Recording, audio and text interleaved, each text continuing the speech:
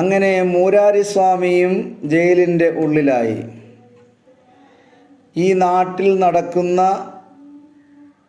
മന്ത്രവാദികളെയൊക്കെ government നിലയ്ക്ക് നിർത്തിയില്ല എങ്കിൽ ഒരുപാട് പെൺകുട്ടികൾ പീഡനത്തിനിരയാകും എന്നുള്ളത് ഉറപ്പ് തന്നെയാണ്.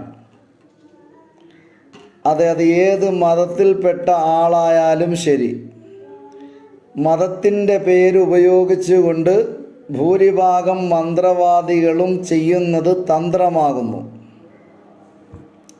60% മാത്രം തന്ത്രവും 40% മന്ത്രവും കൊണ്ട് ജീവിക്കുന്ന കുറേ തട്ടിപ്പ് വീരന്മാരുള്ള സ്ഥലമാണ് നമ്മുടെ കേരളം.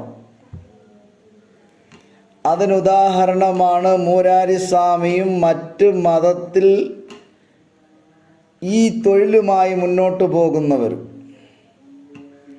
വരുന്നവരിൽ നിന്ന് തന്നെ കാര്യങ്ങൾ ഗ്രഹിച്ചുകൊണ്ട് അവരുടെ കാര്യങ്ങൾ പിന്നീട് അങ്ങോട്ട് പറഞ്ഞിട്ട് പരിഹാരക്രിയകൾ മാത്രം പറഞ്ഞുകൊണ്ട് കാശുകൾ ഒപ്പിച്ച് കോടികൾ കൊണ്ട് അമ്മാനമാടിയിട്ട് ഒന്നുമില്ലാതിരുന്ന വെറും സ്കൂട്ടറിൽ മാത്രം യാത്ര ചെയ്തിരുന്ന ഒരുപാട് മതത്തിൻ്റെ ഈ ജോലി ഉപയോഗിച്ചു കൊണ്ടിരിക്കുന്നവർ ഇന്ന് ഇന്നോവയിലും ലാൻഡ് ക്രൂസറിലും ആവശ്യമനുസരണം വീടും എന്ന് വേണ്ട എല്ലാ സമ്പാദ്യവും ഒപ്പിച്ച് ജനങ്ങളിൽ നിന്ന് പിഴിഞ്ഞെടുത്തുകൊണ്ട് ജീവിക്കുന്ന ഒരുപാട് മന്ത്രവാദികളുള്ള സ്ഥലമാണ് നമ്മുടെ കേരളം.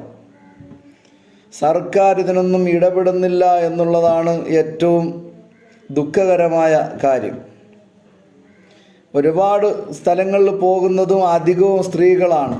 ഭർത്താവിൻ്റെ പ്രശ്നം, വീട്ടിലെ പ്രശ്നം, പിന്നെ അയൽവക്കക്കാരുടെ പ്രശ്നം, എല്ലാത്തിനും പോകുന്നത് മന്ത്രവാദികളുടെ അടുത്തേക്കാണ്. യഥാർത്ഥത്തിൽ അവർ ഉപയോഗിക്കുന്നത് 60% തന്ത്രവും 40% മന്ത്രവും കൊണ്ടാണ്. ഏതെങ്കിലും ഒരാൾക്ക് എന്തെങ്കിലും ഒന്ന് ഫലിച്ചു പോയാൽ പിന്നെ അങ്ങോട്ട് പ്രചരണമായി അങ്ങോട്ട് ഒഴുകുക ആൾ. ഇടയിൽ കണ്ടില്ലേ, ഒരു ക്രിസ്തീയ സ്ത്രീ മരിച്ചു കിടക്കുന്ന ബോഡിയുടെ അടുത്ത് നിന്നിട്ട് ഇതിപ്പോൾ എഴുന്നേൽക്കുമെന്നോ ഇങ്ങനെ പ്രാർത്ഥിച്ചുകൊണ്ടിരിക്കുക. എവിടെ എഴുന്നേൽക്കാനാ? മരിച്ചവരാരാ എഴുന്നേറ്റിട്ടുള്ളത്? അന്ധമായ വിശ്വാസത്തിൽ കൂടി മുന്നോട്ട് പോകുന്ന ഈ ജനതയ്ക്ക് എന്തൊക്കെ വന്നാലും പഠിക്കുകയില്ല എന്നുള്ളത് തന്നെയാണ് സത്യം. കുറേ കഷ്ടപ്പാടുകൾ മനുഷ്യ ജീവിതത്തിൽ ദൈവം വെച്ചിട്ടുണ്ട്. അത് നമ്മൾ അനുഭവിക്കുക തന്നെ വേണം. ചില മന്ത്രവാദികൾ അടുത്ത് പോയി കഴിഞ്ഞാൽ ഒരു